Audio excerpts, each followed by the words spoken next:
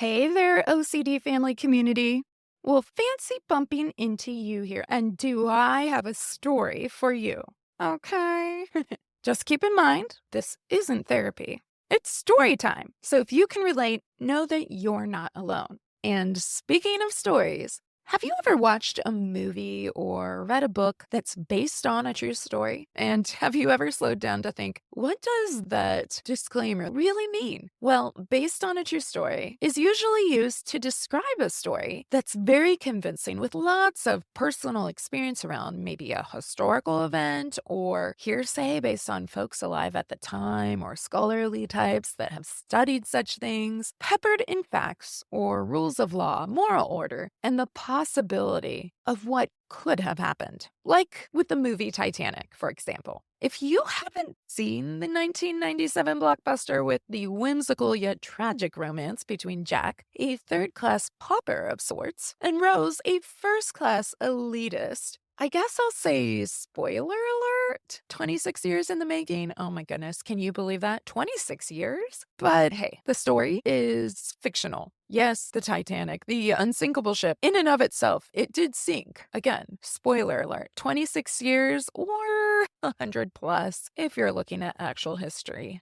But Jack and Rose, were they real people? Were these real stories? No. They're 100% fictional, imaginal, irrelevant. But their love story, their fictional love story, is based on a true story around facts that the big boat called the Titanic, it did sink. And first-class women and children, they were prioritized. Even some of the first-class men finagled themselves onto some lifeboats. But you see, not only was it a believable story, it was, dare I say, regardless of how you may feel about the story or the movie Titanic, it was a captivating story. In fact, the movie stayed in theaters for 10 months after its release, eventually finishing up with a total of $1.843 billion in the box office worldwide, becoming the first film to ever cross the $1 billion mark. And the re-release for the 25th anniversary brought in over 22 million. A 25-year-old movie re-released in theaters, 22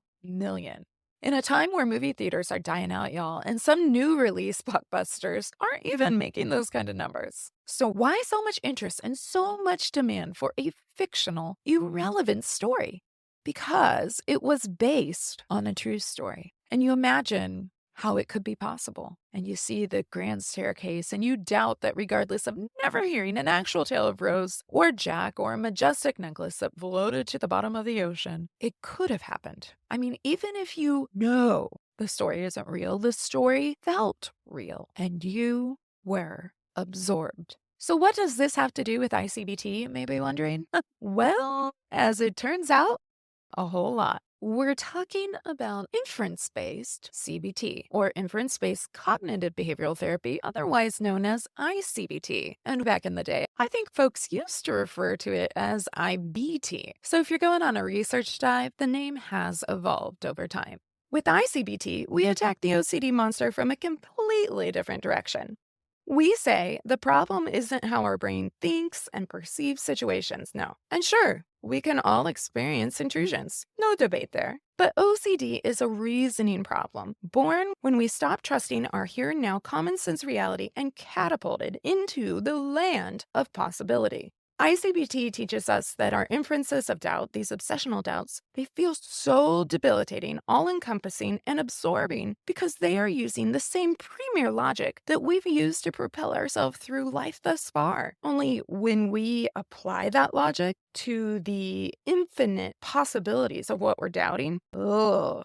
So what are we doubting then? Contrary to our common sense, our five-sense reality in the here and now? Well, we're doubting ourselves. We're wondering, what if I could be this worst possible version of myself? What if that could be true? What if I'm a monster or I'm immoral? What if I'm actually careless or neglectful despite the catalog of hours spent meticulously compulsing my attempts to prove or confirm otherwise?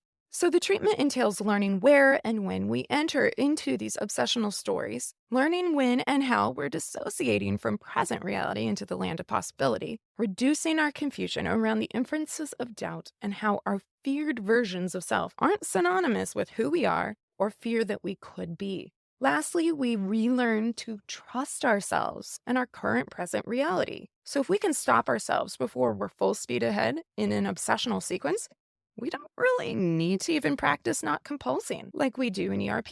Because if I realize that, hey, me having a thought or image about what if I just ran over someone with my car, for example, isn't because I literally felt my car collide with something that, I don't know, maybe a 170-pound person, my windshield's cracked, people are staring, pointing, honking, screaming is occurring, I'm in a ditch because I just hit somebody and I lost control of the car. No, that's not what's happening in the here and now. But rather, I had a thought, and that is the product of a story, a possible narrative that, while it could happen and would feel like the worst thing ever if it was true, isn't.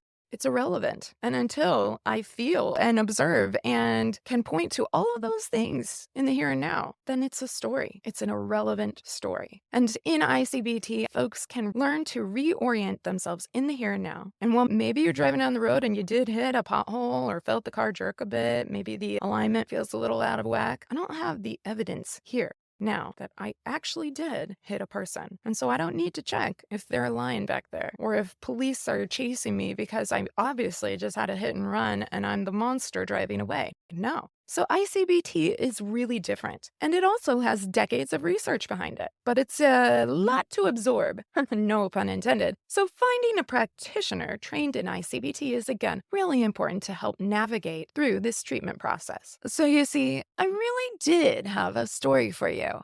Not just about the 1997 box office hit about a big boat that sank. Again, sorry, not sorry on that spoiler alert. But hey, a story. It's a story. OCD really is just a story. A very convincing, a very scary, tragic story, but a story.